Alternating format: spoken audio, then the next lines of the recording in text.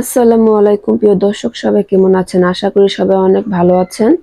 New ব্লগে সবাইকে স্বাগতম। তো শুভ সকাল সবাইকে, শুভ দুপুর।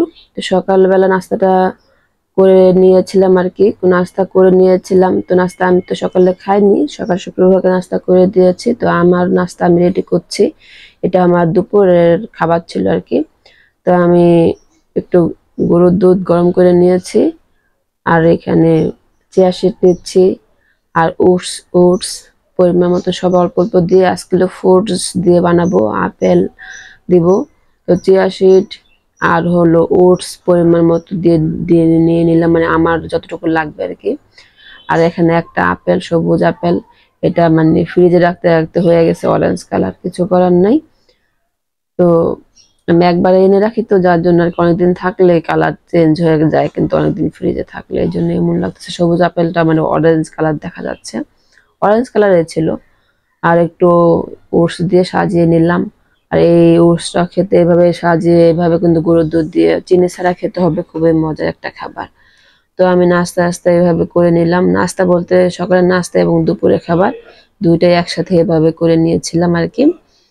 আর এগুলি করে টোরে গিয়েছিলাম হলো শুক্রবারকে দিয়ে আসতে, শুক্রবারকে দিয়ে এসে আসার সময় যেহেতু গুঁড়া দুধ আমার শেষ হয়ে গিয়েছিল, তো টুকটাক বাজার একটু করে নিয়েছিলাম। টুকটাক বাজার বলতে আজকে ভাবছিলাম গরু মাংস রান্না করব, সেই জন্য মশলা শেষ হয়ে গিয়েছিল। তো সেগুলি আনতে গেছিলাম, ওকে দিয়ে এসে মানে শুক্রবারকে দিয়ে এসে আসার সময় এই বাজারগুলো নিয়ে আসছিলাম। মানে ওই কলেজের সামনে যে বাজার, ওখান থেকে নিয়ে আসছিলাম। আর একটু শুটকি, 2-3 ধরনের অল্প অল্প শুটকি নিয়ে আসি, একটু করলা আর একটু পটলটা এনেছিলাম ভাজার জন্য। আর হলো করলাও ভাজবো। এত গরম পড়েছে, কি খাবো, ভালোই লাগে না। তো আজকে দেখি কি করে দেখাবো সবাইকে, ফুল বল একটু সবাই দেখবেন। আর মশলার এত বেশি দাম বেড়ে গেছে, কাবাবের যে মানে আস্ত গুঁড়াটা পাওয়া যায় ওটা খুঁজছিলাম, ওটা না পাওয়াতে আমি এই প্যাকেটটা নিয়ে আসছিলাম, রেডি প্যাকেটটা আর কি, কাবাবের রেডি প্যাকেটটা। কাবাব যেহেতু রেগুলারই বানানো হয়, মাঝে মধ্যেই মানে বেশিরভাগ সময় বানানো হয়, যার জন্য কাবাব মশলাটা আমার রেগুলারই করে রাখতে হয়। আর সব ধরনের মশলা একটু একটু নিয়ে আসলাম, জয়ফল, জয়তিরি, গোলমরিচ, এলাচ, দারচিনি। দারচিনি ছিল, যার জন্য ওগুলো আনি না, স্টাইনেস এগুলো শেষ হয়ে গেছে। আর এলাচের কেজি 2000 টাকা 3000 টাকা বললো, তো এখানে প্রায় 200 টাকা এলাচ। মানে মোটামুটি সব জিনিস এত বেশি দাম, এখানে 700 টাকার মশলা ছিল। মানে কি আনলাম, 750 টাকার মশলা ছিল এখানে, একটু একটু মশলা, তারপরও কি দাম এখন। তো যারা আমরা মশলা মানে আমাদের লাগে, যেমন বিরিয়ানিতে, আমাদের গরুর মাংস, এগুলো তো মশলা সবারই লাগে, কম বেশি সব বাসায় মশলা লাগে। তো আমার এই মশলাগুলি বেশি জরুরি ছিল, তো এগুলি নিয়ে আসলাম। তো রেডি টেডি করে গোছগাছ করে রেখে তারপরে একটু গরুর মাংস নামায় নিলাম। মানে কাবাব বানাইছিলাম, কাবাব বানিয়ে এই মাংসগুলি আমার মানে বেঁচে গেছিল, বেশিরভাগই ছিল হলো তেল, হাড়। তো মাংসগুলি দিয়ে কাবাব বানিয়ে ফেলছি, আর এই হাড় মাংসগুলি ভাবলাম যে একটু ভুনা করে ফেলি, ভুনা করে রাখলে দেখা যাবে যে যদি নাও খাওয়া হয় হালিম রান্না করে ফেলবো ভাবছিলাম, বা একটু ঝোল টোল হলে কিন্তু মানে পরোটা দিয়ে খাওয়া যাবে। তো সেই চিন্তা করে মাংসটা রান্না করা। তো মোটামুটি ভালোই, তরকারিটা অনেক মজা হয়েছিল, এইভাবে হাতে মেখে মাংসটা আমি রান্না করে নিচ্ছিলাম। আর সবাই একটা লাভ রেখ দিয়ে রাখবেন। তো মাংসটা রান্না করা হয়ে গিয়েছে, এদিক দিয়ে আমি যে করলা কেটে নিয়েছি, তারপর পটল কেটে নিয়েছি ভেবে পিস পিস করে, সেগুলো আমি আস্তে আস্তে ভাজা ভাজা করে নেব।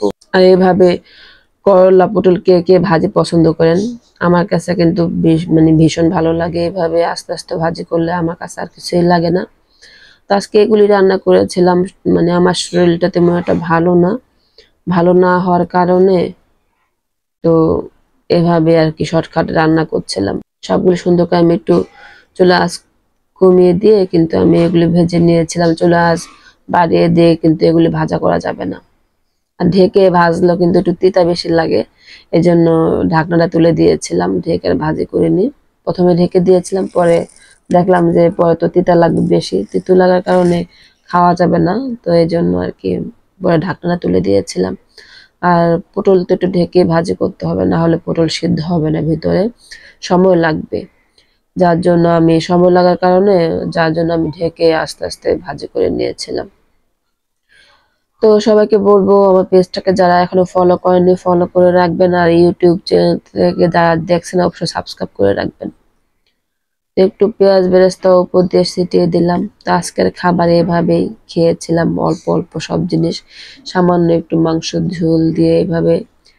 তো খুব মজা হয়, কিছু খাবার অল্প অল্পতে কিন্তু অনেক ভালো, যেহেতু আমি ডায়েট আছে অনেক বেশি খাবার খাচ্ছি না। তো এই খাবারগুলো আমি শুক্রবারকে খাইয়ে দিয়েছিলাম, আর আমি সাথে অল্প একটু খেয়েছিলাম। তো ও তো হাত দা ভাত খেতেই চায় না, কিছুই করার নেই।